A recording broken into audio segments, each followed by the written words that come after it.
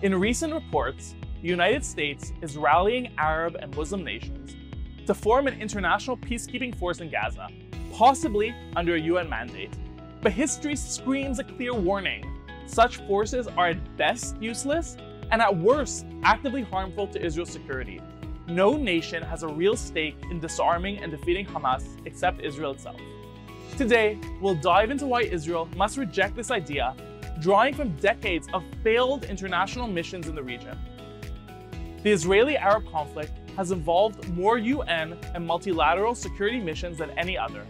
Yet in every single case, these forces have failed spectacularly, often being exploited by terrorists and taking anti-Israel stances. Let's start with UNSO, the United Nations Truce Supervision Organization. Established by the UN Security Council to uphold the truce during Israel's 1948 War of Independence. But when the 1967 Six-Day War erupted, UNSO's headquarters were attacked by Jordan. The UN team fled for their lives, and it was Israel that had to rescue them.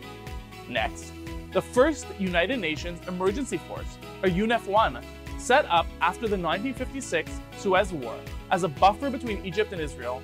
Fast forward to the eve of the Six-Day War. Egypt amassed troops in the Sinai, gearing up for invasion. President Nasser demanded UNEF withdrawal, and they did without a fight, leaving Israel exposed.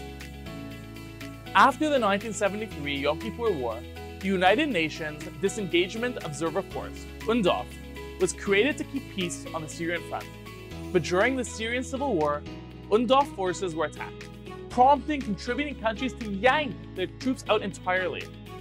Perhaps the most glaring failure is UNIFIL, the United Nations Interim Force in Lebanon. Formed in 1978 to oversee Israel's withdrawal, its mandate expanded in 2006 to block Hezbollah from operating south of the Litani River. What happened? UNIFIL failed miserably. Hezbollah amassed tens of thousands of rockets, dug tunnels, and built infrastructure right under UNIFIL's nose, sometimes literally next to their positions. They even restricted UNIFIL peacekeepers' movements in Lebanon. Remember the European Union Border Assistance Mission? It was supposed to stop weapons smuggling into Gaza after Israel's 2005 withdrawal. But when Hamas seized power, the EU forces just fled.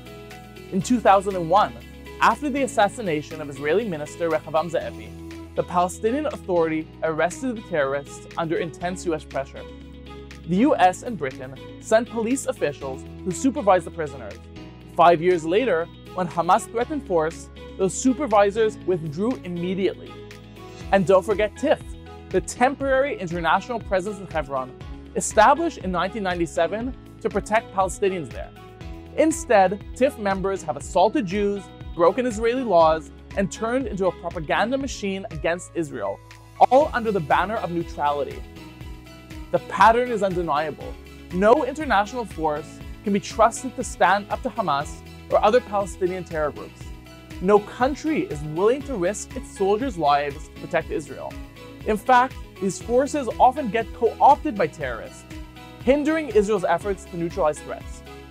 Israel must say no to any international peacekeeping force in Gaza.